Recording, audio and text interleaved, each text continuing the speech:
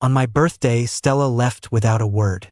I kept smiling, singing along with everyone and making sure they were all having a good time. Her best friend, Haley, looked at me, confused. "Hey, Leo," she explained, "Stella gets these awful stomach cramps. She just went out to buy some medicine. She told me to let you know."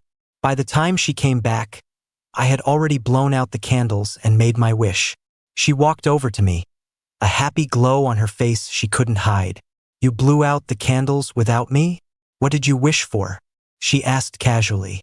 The people around us started laughing. Leo and Stella are childhood sweethearts. He's been crazy about her since they were kids. I could guess his wish with my eyes closed. It's a no-brainer. They've been together for 7 years. He obviously wished for Stella to marry him. Stella heard them and chuckled, sitting down next to me. "Just so you know," she said, "I have no plans to get married this year." I raised my glass and smiled at her. "Funny, neither do I." The entire room went silent. Every eye in the place snapped to me. I looked at Stella's frozen face, lifted my glass, and kept smiling. "Stella, I hope that for every birthday from now on, you'll be absent, just like you were today." When she finally processed what I'd said, her face darkened instantly. "Leo, all our friends are here," she said, her voice ice cold. "Can you not start things? I was just gone for a minute. Is this really necessary?" I nodded seriously. "It is." The air grew thick. Our friends tried to smooth things over, but no one dared to speak too loudly. She stared at me for a long time, a cold look in her eyes, before bursting into a bitter laugh. "Fine, I'll tell you right now. We're done. Grab your bag," she said, "and get the hell out of the room I booked." As I was leaving, I heard her friend trying to reason with her. "I think Leo is serious this time. Maybe you should go talk to him." Stella's laugh was cold. "It's the same old routine. He'll come crawling back in less than 3 days. This time I'm gonna make him wait. If I don't, I'll change my name." She didn't know that when I walked out that door, I had no intention of ever coming back. And the desire to leave her wasn't something that had just started today. Stella and I had known each other for 10 years, ever since we learned to walk. Our parents were close friends. For as long as I can remember, I'd hear her mom saying to mine, "That daughter of mine is always running over to your house. She must have a crush on your Leo. I say we should just arrange for them to get married." I asked Stella what that meant. Her eyes sparkled as she looked at me. "It means I can come over and play every day and never have to go home." "Really? And no one will make me go home at night?" She nodded. "Yep. When we grow up, we can be together forever." I was 7 that year. Stella was 10. From that day on, I followed her everywhere. We went to different middle schools. I always got out first, so I'd wait for her under the tree outside her school. She often told me that if I studied hard and got into a good high school, we could go to school together. So I studied my ass off and got into her top-tier high school with the best entrance exam score. My classes were on the 1st floor, hers were on the 6th. I never got tired of climbing all those stairs to see her. But then, she told me to stop coming to see her. She said she was a senior now and was incredibly busy. One weekend, I brought my homework over, hoping we could study together. She shot me an annoyed look. "I already told you, I'm busy. Don't you understand? You're so annoying." Tears immediately welled up in my eyes. We had a huge fight. She didn't try to make up with me. After a few days of the silent treatment, I gave in. I told myself she'd always been so good to me. She must just be under a lot of pressure. I needed to be understanding instead of throwing a tantrum. Back at school, I waited for her after her late-night study session to apologize. The lights on the 1st floor were all out. On the 6th floor, only one classroom light was still on. I looked up, thinking about going up to check on her, when I saw her walking out of the classroom with a pale-skinned guy. For a second, my heart skipped a beat. I watched them walk down the stairs, getting closer and closer. On instinct, I ducked into the stairwell. "You're amazing," he said. Stella just laughed. "What's so amazing?" The guy blushed. "I mean, you're so smart. I don't get this stuff in class, but when you explain it, it all makes sense." I couldn't listen anymore. I clamped my hands over my ears and waited until they were far away before I dared to follow. That night, it started pouring rain, a heavy, blinding downpour. My vision blurred. I couldn't see the road and stumbled, falling into a puddle. No one helped me up. I looked up and saw them not too far away. He was giving her a piggyback ride while she held the umbrella over both of them. In that daze, I saw a reflection of how she and I used to be. That night, I finally understood why she had changed. In the 3 years Stella and I hadn't been an official couple, she hadn't been waiting for me. She had let another guy get close to her. I stopped trying to see her for a long time. After she finished her college entrance exams, it was like she suddenly remembered she had this little brother. So at the end of June, under the bright sun and that same old tree, stood the girl I hadn't seen in ages. I walked right past her, pretending I didn't see her. She called my name, her voice as gentle as ever. Leo, didn't you see me? I was waiting for you. It wasn't that I didn't see her. I just couldn't believe she would be waiting for me. I stopped in front of her. What's up? She pulled a thick stack of papers from her bag. I heard you have placement exams this semester. I was swamped before, but I didn't forget. Here, these are all the notes I organized. If you memorize them, you'll definitely get into the best class, just like I did. I took them and said a quiet, thanks. As I turned to leave, she stopped me, stepping closer to look me up and down. Her clean, pretty face was suddenly right in front of mine. The unexpected closeness and the fresh laundry scent from her clothes sent my head spinning. I jumped back a step. She gave a helpless smile, not seeming angry. It's been too long. We've become strangers. Are you mad at me? You haven't come to see me in forever. I was just so stressed before my exams. I was in a bad mood, she said. I'm sorry, Leo. I really am. I made you feel bad. The tension I'd been holding on to for so long finally snapped. As we were parting, she asked, so, can I tutor you this weekend? I looked down and mumbled a quiet yeah. After she left, I ran into a guy at my apartment building's entrance. Pale, slender guy. The streetlights stretched his shadow long, just like the one I'd seen months ago. He watched me with an amused look. She didn't walk you home? We live close. She doesn't need to. His smile widened. Stella is so strange. She'd rather spend 2 hours taking me all the way to the suburbs than spend 2 minutes walking you across the street. I don't know you. Please move. My name is Ethan.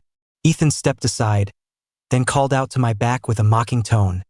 You two are such a good big sister and little brother. Leo, want to know why your dear sister had such a sudden change of heart? Sorry, I don't. I walked straight to the door and got into the elevator without a second glance. As the doors closed, my reflection showed my red-rimmed eyes. I waited all the way until the weekend. I woke up early. Stella used to be waiting downstairs by 9 a.m. I checked the security camera feed over and over, but there was no sign of her. I waited until noon. She still hadn't shown up. I went and took a cold shower, the water washing over me from head to toe. So cold. After I got out, I opened my tablet and started studying, taking notes diligently. If she wasn't coming, I'd just study on my own. It was my own fault for being stupid enough to wait for someone. I scoffed at myself. Just then, the doorbell rang. I froze for a second, then dropped my pen and ran to the door. Standing there was Ethan. He was wearing a white button-down, looking clean-cut and young. But I hated him. I felt like his appearance was a total lie. Stella went to buy something. I came to find you first. I immediately tried to shut the door. He was faster, wedging his hand in the frame and raising an eyebrow. Is that any way to treat a guest, little man? You've got a lot to learn. Sorry, I said coolly. I don't welcome uninvited guests like you. The elevator indicator was climbing, floor by floor. When it stopped on mine, Ethan suddenly went crazy, trying to force his way into my apartment. I didn't dare slam the door, afraid I'd crush his hand and have to pay for it, so I gave him a hard shove. The elevator doors opened at that exact moment. Ethan stumbled backward, about to hit the floor, but someone caught him. It's not what it looks like. Stella, don't blame him. I froze, then slowly looked up, right into her eyes, which were as cold as a frozen lake. She was dressed the same as always, in a white top with a black crossbody bag, looking cool and pristine. She stared at me with an icy gaze. You went too far. For a fleeting moment, I remembered all the years she had protected me just like this. But now she was standing on the other side. Leo apologized to Ethan. She had never used my full name before. A wave of bitterness washed over me. Why should I apologize? He was trying to force his way into my home, so I pushed him. So you admit you pushed him. She hadn't listened to my explanation. Hearing that, all the fight went out of me, like my strength had been completely drained. I leaned against the doorframe. Ethan leaned against Stella, gently swaying her arm. Stella, please don't be mad at him. I know we've been spending a lot of time together lately, so it makes sense he's a little upset. It's my fault for not explaining things. He probably thinks I'm stealing his big sister's affection. The more reasonable he acted, the more unreasonable I looked. Stella repeated the word sister, then paused. We were never brother and sister, she said. My head snapped up, my eyes locking on hers. Then what are we? She avoided my gaze, her brow furrowed. Ethan cut in at the perfect moment. It's my fault. You two have known each other for over a decade. How can I compare to that? I should probably leave you two to talk. Stella grabbed his hand. Don't go, Ethan. Her eyes were pleading. Ethan stopped. When he looked back at me, Stella's expression was unbelievably distant. I'm saying it one more time. Apologize to Ethan. No. Stella's face grew darker. She lunged forward to grab me, but I fought her off. I lost my balance and fell, landing hard on the floor. The cold seeped through me, chilling me to the bone. Stella froze for a second, then moved to help me up. I scrambled to my feet. Don't touch me. Get out. I never want to see you again. Stella got angry too. I wasn't going to help you. Consider this push payback. Now we're even. Ethan, let's go. After I got back inside, I finally broke down and cried. I had no one on my side anymore. The person who had protected me for 10 years was now protecting someone else. Suddenly, I remembered something. I ran back to my room and threw every gift Stella had ever given me into a cardboard box. I was carrying the box downstairs to throw it out when I ran into my mom. She immediately spotted the necklace. Isn't this from Stella? Leo, did you two have a fight? From my room, I could hear my mom on the phone with Stella's mom. A little while later, Stella knocked on my door, a red handprint on her cheek. Why are you throwing out my gifts? They were given to me so I can do whatever I want with them. She pointed to her own face. Thanks to you, she said resentfully. I rolled up my sleeve without hesitation, revealing a large bruise. And thanks to you. She stared for a moment before realizing. That's from when I pushed you. Guilt filled her eyes, and she reached out to touch my arm. I stepped back. It doesn't hurt, and I don't need your fake sympathy. Her hand hung in the air. After a long silence, her eyes turned red. No matter how I pushed her away, she stubbornly pulled me downstairs. She bought ointment and gently applied it to my bruise. I finally stopped resisting her touch but kept my chin up, refusing to speak to her. I've protected you since we were kids, she said. Her head lowered so I couldn't see her expression, but her voice was trembling slightly. I never let anyone hurt you, but now, the person who hurt you is me. I dug my nails into my other palm to keep from crying. Leo, I promise you it won't happen again. I will never, ever hurt you for someone else again. We talked for a long time that day, opening up to each other completely. She said, do you remember that joke our parents used to make when we were little? I immediately thought of the arranged marriage, and my face flushed. She took out the necklace and put it back around my neck. Leo's all grown up now. I can finally keep my promise. I'm 18. When are you going to grow up? The last wall around my heart crumbled.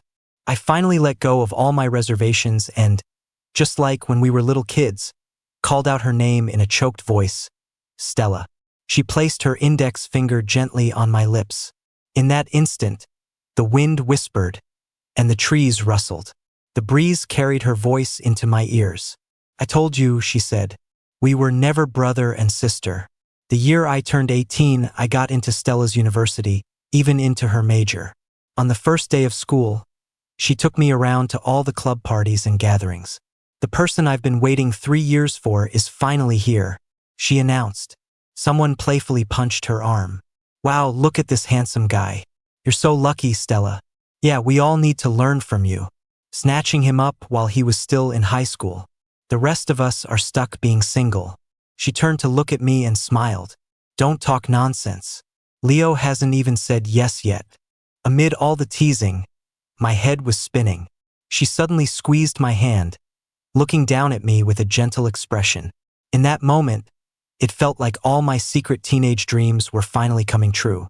From that day on, I was Stella's boyfriend, the one she supposedly cherished above all else. That Valentine's Day, under the candlelight of a summer night, our blurred reflections in the floor-to-ceiling windows slowly merged into one.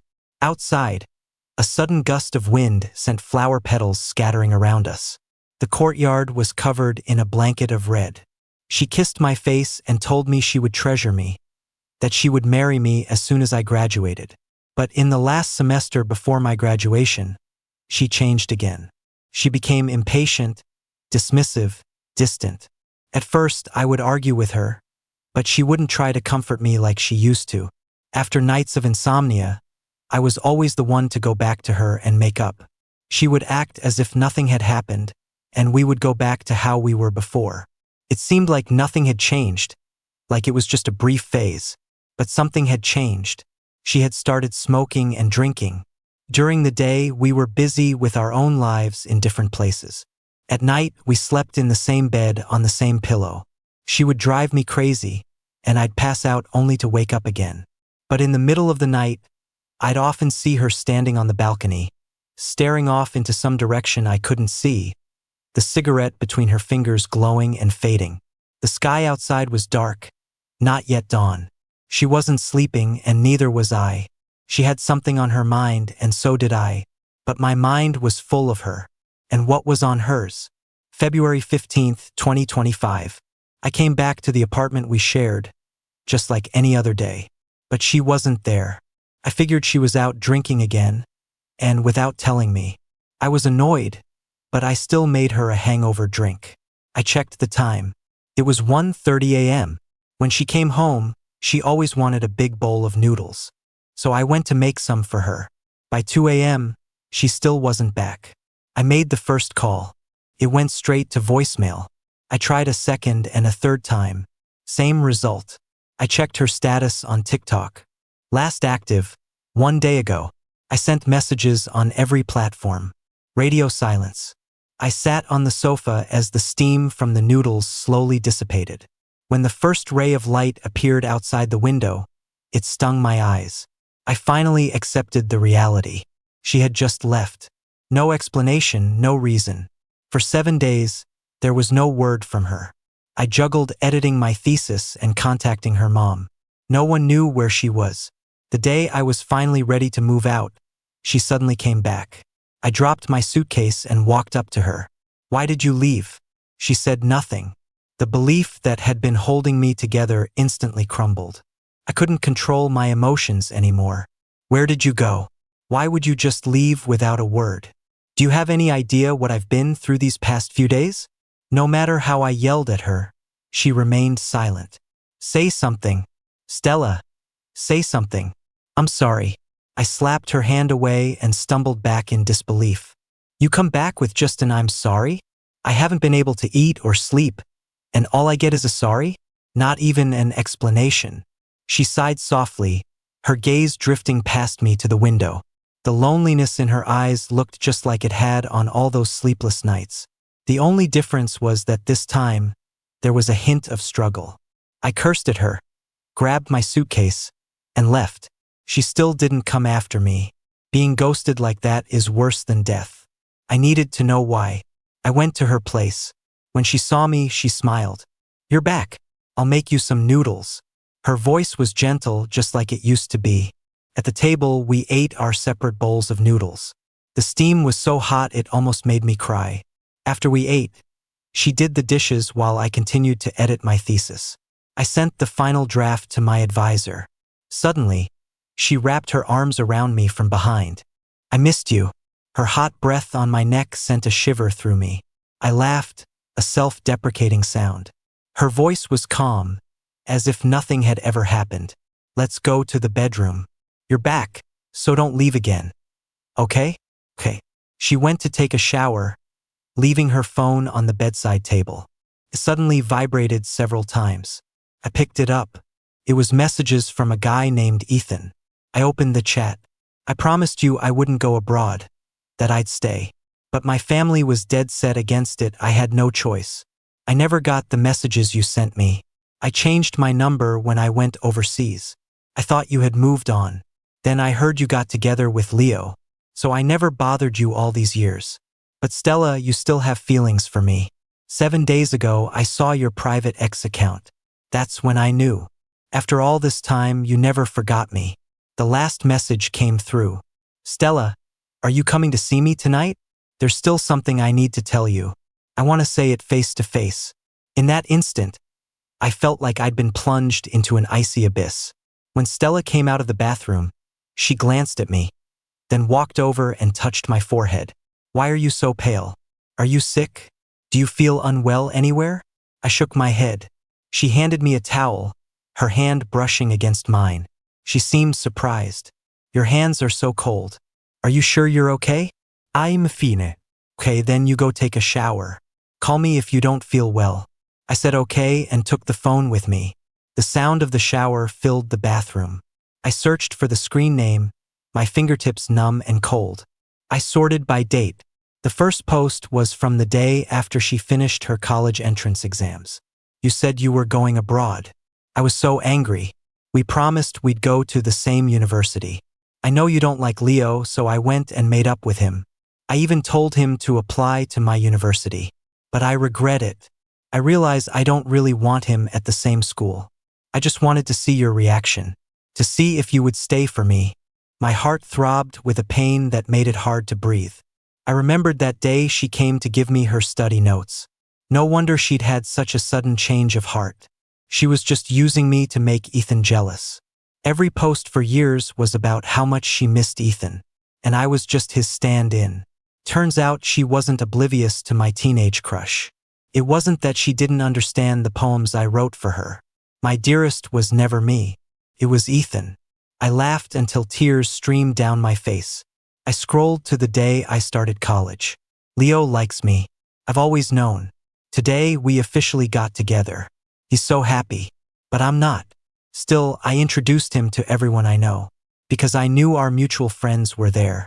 If he tells you the news, will you still get angry for me? I just want to know if your emotions can still be moved by me.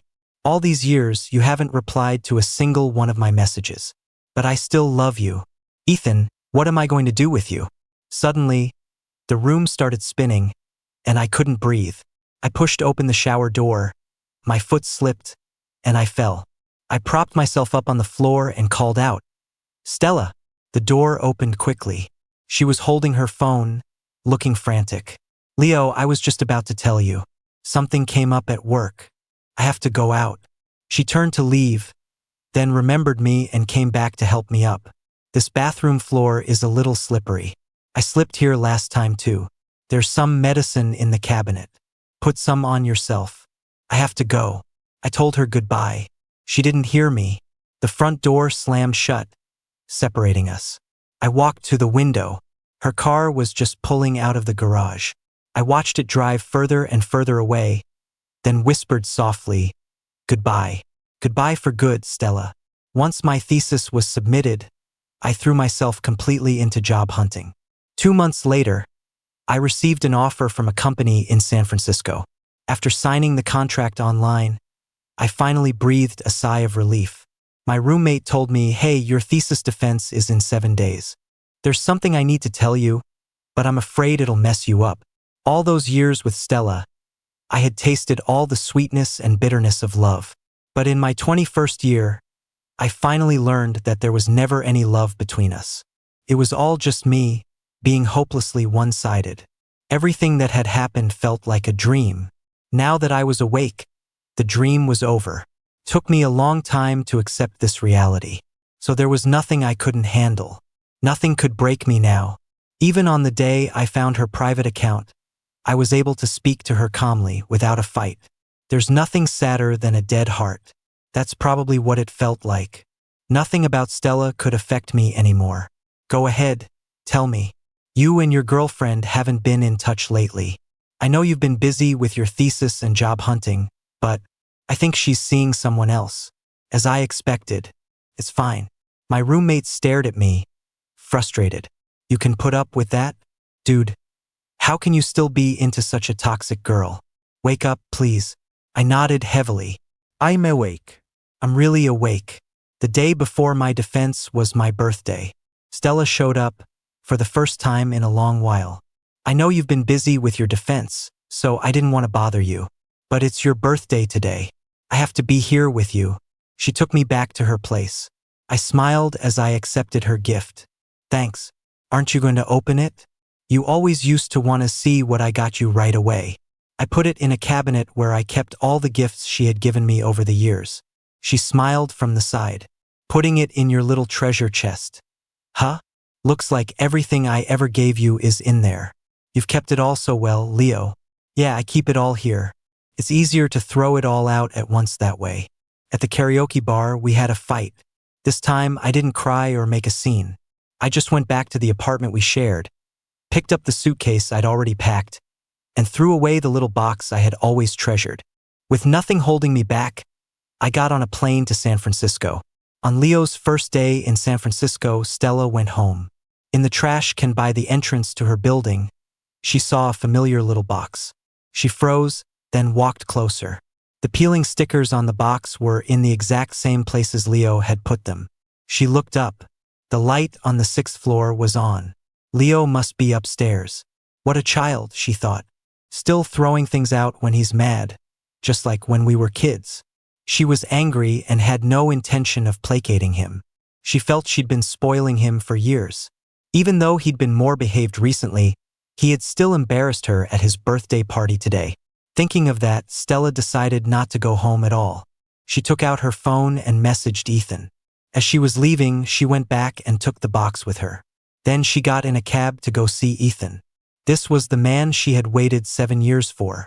When the one that got away reappears, everything else fades. She and Ethan had a wonderful time together. They worked during the day and were inseparable at night, from the couch to the bed. Or they'd go out for drinks, letting the alcohol help them open up. But one night, she got too drunk. As she was hugging the toilet, she subconsciously called out Leo's name. From the bathroom doorway, she heard the sound of a glass shattering. The sound sobered her up instantly. She spent the whole night trying to comfort Ethan, but he wasn't as easy to please as Leo. He was still angry. Stella had to take him to a luxury store and buy him 2 designer bags before he finally smiled. But even when he got the gifts, he didn't light up with childlike joy like Leo would have. He just pouted and said, "The quality at the boutiques overseas is better. But I guess this will do." That day, she suddenly felt like the person next to her was a stranger. His face didn't match the clean, gentle boy from her memory. From then on, Stella was careful not to drink too much. Life could have gone on peacefully like that. But one night, she had a bit of a fever. Ethan wanted to go clubbing. When she said she didn't want to, he got mad. Stella had no choice but to go with him. When they got back, Stella felt sick. "I don't feel well," she said. "I didn't eat much for dinner, and now I've been drinking. My stomach hurts. Can you make me a bowl of noodles?" Ethan was editing photos on his phone. He didn't even look up. "You had plenty of energy for dancing. Making noodles is easy. You can do it. I'm posting to my feed."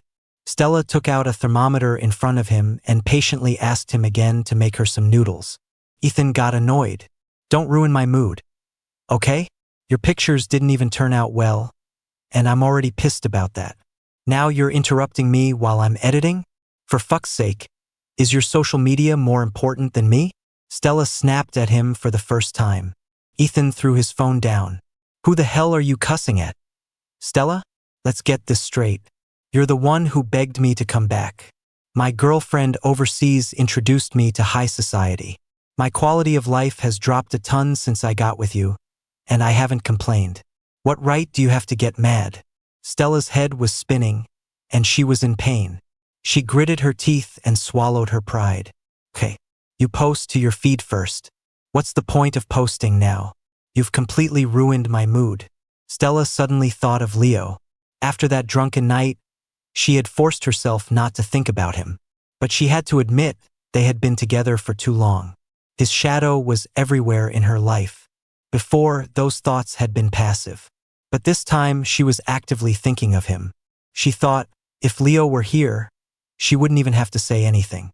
He would have noticed she wasn't feeling well. He was so considerate. He would have taken good care of her. She remembered one time she'd worked overtime for a week straight and completely collapsed. Leo had cried, he was so worried. Thinking of that, she remembered something Leo always used to say.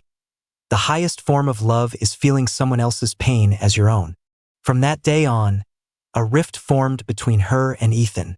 They gave each other the silent treatment. One night, she went back to the apartment she had shared with Leo. Standing downstairs, she felt a sudden sense of peace. She didn't dare go up, didn't dare get any closer. They had broken up, but she had intentionally left the apartment for him, as compensation for all the years she had wronged him. She felt guilty. The lights on the 6th floor were still on. He must still be living there. The thought that he was still there gave her a strange sense of comfort. In the past, no matter how late she came home drunk, Leo would always leave a light on for her, with a bowl of hot noodles and a hangover drink waiting. At that thought, her eyes started to sting, and a sharp pain pierced her heart. She clutched her chest. Why was she sad? She should be happy. Her 7-year regret was finally resolved. Leo was just a substitute. But why did she feel so sad? Why couldn't she sleep through the night? She would always wake up, look at the person beside her, and feel a sense of fulfillment, yet also an indescribable emptiness. She never used to think about where that feeling came from. And now she didn't dare think about why she was sad. But the reason was already screaming at her. Stella suddenly staggered and ran from the building, hailing a cab. She had to get back to Ethan quickly. When she opened the door, Ethan was sitting on the sofa with a dark expression. Next to him was a box. "Why didn't you throw out Leo's things?" he asked. She walked over. "I paid for all of it. It's a waste to throw it out. Are you keeping it to piss me off? Or do you still have feelings for him?" Still have feelings for him. The words exploded in her mind like thunder. The truth she had been too afraid to face was now laid bare before her. She lowered her head. "Ethan, let's just live our lives. Please don't ask anymore." Seeing her like this only confirmed Ethan's suspicions. In a fit of rage, he slammed the box on the floor. It shattered into 2 pieces, its contents scattering everywhere. Stella's heart seized with pain. She knelt down to pick up the pieces. Ethan was stunned. He watched as she gathered the jewelry and postcards, holding them to her chest. He suddenly panicked. "Stella," he yelled. "Don't pick them up." Stella didn't respond. She had always gone along with whatever he wanted. But this time, for Leo, she didn't listen. Ethan's eyes turned red with anger. He snatched a necklace from her hand and yanked it apart. "Don't pick them up. Do you hear me? You two are over. Your relationship is broken. Completely finished. You're not allowed to think about him, and you're not allowed to pick up his things." Stella was strangely calm. She didn't get angry, just stared at him for a long time. Her gaze unnerved Ethan. For the first time, he backed down. "Okay, Stella. Let's not fight. I'm tired. Let's go to sleep." He stood up and walked toward the bedroom. From behind him came Stella's voice, so quiet it was almost a whisper, but it hit him like a physical blow. "Ethan, let's break up. I think the person I love is actually Leo. I'd been slaving away in San Francisco for 2 months. Lying in bed, I called my buddy. Dude, the pay in SF is insane. I just got my first paycheck. You should come visit. I'll cover everything, food, hotel, flight." Max's cheerful voice came through the phone. "I was just thinking about it. I just landed. Send me your location. I'm on my way." I shot up in bed. "You're that fast? Okay, I'm booking a restaurant now." I left my little 300 square foot apartment, humming a tune on my way to the restaurant. Max showed up a few minutes later and immediately started showering me with compliments. The San Francisco air must be good for you. You're glowing, man. I grinned. I think it's the money that's good for me. You should quit your job in Boston and come hustle with me in SF. I can't. My parents are there. He took a sip of wine. Oh, but someone from our company is transferring to your office. Her name's Ivy Lynn. That name sounded familiar. I immediately pulled out my phone, opened my high school yearbook photo, and pointed to a tall person in the back row. Is this her? Max glanced at it, his eyes widening. Yeah, that's her. The most handsome woman at our company. Holy crap, man, you're something else. You were in the same class as a total knockout and didn't even notice? How did you end up with Stella? Stella's a drama queen for sure, he said. But if Ivy had gone to our university, she would have been a campus legend. I rubbed my nose. Looking at her now, she was really pretty. Back then, I only had eyes for Stella. I didn't even notice other women. You two know each other? Duh, she's my coworker. Of course I know her. I even have her on Messenger. I blinked. Bro, hook me up. I was the one who picked Ivy up from the airport when she arrived in San Francisco. I helped her with all the company onboarding paperwork. I even brought up our high school days trying to build a connection. But this woman was an ice queen. She barely gave me the time of day. It wasn't until I mentioned we were high school classmates that she finally took a good look at me. It's you? It's me. That was a weird thing to say. What about me? Couldn't help but ask. A faint smile finally appeared on her frosty face. You used to be so quiet, always keeping to yourself. You're so outgoing now, I almost didn't recognize you. I gave a dry laugh. You can't slave away at a job like this without being friendly. But yeah, I can be pretty versatile. There are other sides to me you haven't seen. Want to? I added, by the way, I'm single. Her gaze deepened. And how would I see them? A couple drinks at a bar tonight. I'll tell you everything. She showed up as promised. After a few drinks, my face was burning, and my filter was gone. You were so cold to me before. I didn't think you'd actually come tonight. What changed your mind? She stared at the glass in her hand, the amber liquid making her knuckles look translucent. Because you're single, and I'm single. We played truth or dare. I lost. She asked me who I would have liked if it hadn't been for Stella. I said I probably would have liked her. I kept losing at dice. She asked me a lot of questions. By the end, I couldn't remember what I'd said. I vaguely remember her grabbing my tie and suggesting we go to a hotel. I wrapped my arms around her neck. The next morning, I woke up to several missed calls from an unknown number on my phone. They had started at 2 a.m. and continued sporadically until morning. Who the hell called me so many times? I wondered. I haven't pissed anyone off in SF. Have I? It's my day off, so it can't be work. Ivy kissed my forehead and brought me breakfast. She glanced at the number. The area code is from Boston. Is it a friend? Boston. My hangover vanished instantly. I looked closer at the number. A dead memory came rushing back. A lightning bolt. It was Stella. What did she want? How did she get my new number? I blocked it immediately. It's probably a scam call from overseas, I said. Better not to answer. Might get my organs harvested. Ivy and I were inseparable, our relationship heating up fast. The rainy season in San Francisco came on suddenly and fiercely. The curtain of rain blurred the convenience store sign into a fuzzy halo of light. That Friday, I was walking out of the office after work, sending a voice message. Hey, your favorite boy is off the clock. Miss me? I do. A cool, familiar voice came from behind me, making me jump. I spun around and was hit with the overwhelming smell of cigarette smoke. Stella was standing behind me, holding an umbrella. I had no idea how long she'd been there. Her face was the same, but seeing her felt like an old wound tearing open. Your new number was hard to find, she said. Your workplace, on the other hand, was easy. After Stella and Ethan broke up, she had rushed back to our old apartment building. The light on the 6th floor was still on, as if Leo was waiting for her to come home. She eagerly carried the box upstairs, but when she got to the door, she couldn't bring herself to knock. She stood there for a long time before finally saying, "Is it that hard for you to just give in?" Stop being childish and open the door.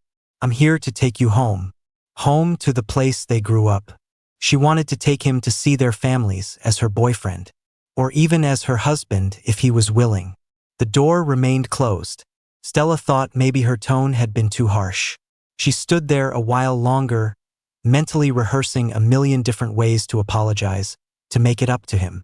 There were so many things she wanted to say, like how she needed to apologize for not realizing her own love for him, which caused her to break his heart, and that she actually loved him so much. His light was still on for her. So if she was a little nicer now, he would forgive her quickly, right? She poured her heart out to the closed door, but it still didn't open. The door across the hall, however, did. Miss, nobody lives there. Could you please keep it down? It's late. Stella was dumbfounded. She stood there for a long time before her trembling hand reached for her keys. When Leo was there, he never let her use her keys. He said he wanted her to know what it felt like to have someone waiting for her at home. So whenever she came back, Leo would always open the door. This time, she opened it herself. She searched the apartment frantically. There was no sign of Leo. A layer of dust had settled on the table. It was obvious no one had lived there for a long time. The woman who was always so calm and collected completely panicked. She desperately tried to find any news about Leo. On the way here, she hadn't been afraid. But now, seeing how decisively he had left, she finally realized he was really gone. She realized she had lost the love of her life. For the first time, she felt fear, and a regret so deep it was suffocating. She didn't sleep a wink that night. Leo's phone was off. She went to the university and caused a scene in his advisor's office until she finally found out where he had gone. She immediately bought a plane ticket and appeared in front of him. As she stubbed out her cigarette, I noticed she was wearing our old couple's ring on her left ring finger. The simple silver band she used to call childish was now glowing coldly in the rainy night. I had thrown my ring away with the rest of the box. I ignored her and turned to leave, but she grabbed my wrist. Her palm was hot against my pulse. You're not even going to talk to me? At least let me know you're doing okay. We already broke up, I said calmly. There's no need for this. She rolled up her sleeve, revealing an 4 catheter taped to her arm. I'm sick. It's not good for me to stand in the rain. Can we go talk in a coffee shop? If you're sick, see a doctor. What do you want from me? Stella started to speak but bent over in a fit of violent coughing. The woman who had always been so put together now wore clothes as wrinkled as yesterday's laundry. A piece of medical tape was stuck to her collar. She looked exhausted and haggard. She reached out to touch a stray piece of hair on my temple. You always used to worry so much when I got sick. You'd feel so bad for me. Don't you feel bad for me anymore? I turned my head away. We're done. You were the one who said we broke up. Can you please not be so pathetic? I opened my umbrella to leave. She grabbed my hand again, then froze, her eyes fixed on the ring on my ring finger. Where did you get that ring? At the same time, a car horn beeped. Ivy's Maybach had pulled up silently to the curb. The window rolled down, revealing her sharp, cool features. She got out of the car and walked toward me. A moonstone ring identical to mine was on her ring finger. I saw it, and Stella saw it too. Ivy spoke, her voice wrapped in the damp San Francisco fog. Miss, your 4 is backflowing. Only then did Stella realize she had been gripping my wrist too tightly. A dark red line of blood snaked its way up the clear tube. She let go as if she'd been electrocuted. In that moment, I saw the corner of a paper sticking out from inside her coat. I could just make out the words stomach bleeding on the diagnosis report. Should I call an ambulance? Ivy asked, pulling out her phone. You don't look well, miss. We wouldn't want anything to happen to you. I put my hand on hers and shook my head. Don't bother with her. Let's go. As we turned away, Stella's voice, mixed with coughs, followed us. Do you remember the day we first got together? You were so happy. And I was happy too. Stop acting, Stella. I saw your private X account. That's the day I decided to break up with you for good. Stella stumbled back a step. Her umbrella hit a lamppost with a sharp crack. A look of utter despair washed over her face. I think she must have remembered what I'd told her years ago, The day Ethan had followed her to my place and we'd had that huge fight. When she came to make up, I made it very clear. If you ever hurt me for Ethan again, I will never, ever come back. In this moment, we both knew. There was truly no going back. From the moment I found out her mysterious disappearance was because of Ethan, that her impatience, her dismissiveness, her cruelty toward me were all because of Ethan, that her 7 years of social media posts were all about Ethan, our relationship was shattered beyond repair. Life is a long, dark night. If you keep looking back, you'll never reach the light ahead. We all have to believe that once we get through the darkest times, we will find our own light.